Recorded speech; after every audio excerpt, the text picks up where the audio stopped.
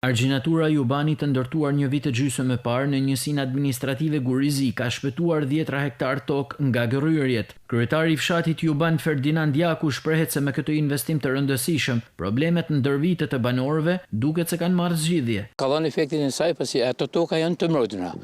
Megjithatë, fatmirësisht ne këtë periudhë nuk kemi patur ato si tushat e rrjedhën, atë rëmbushmërinë e madhe të lumindrin, por përsëri ato zonë pra ajo pjesë, ai segment i kësaj argjinature është e mbrojtur dhe nuk ka pasur ngryrje, erozionin të tokave. Është menduar që do të vazhdojnë më tepër me ajo argjinaturë dhe shpresojmë që ato toka të mbrohen pasi nuk janë thjesht vetëm toka prodhuese bujqësore, por janë edhe një zonë ku është frekuentuar nga banorët e zonës për dhe me tej, si një vend turistik, po thojmë, është përdorur në periudhën e verës si për plazh. Argjinatura Jubanit kapi vlerën në 100 milion lekëve dhe ishte investimi i Fondit Shqiptar të Zhvillimit në bashkëpunim me Bashkinë e Shkodrës.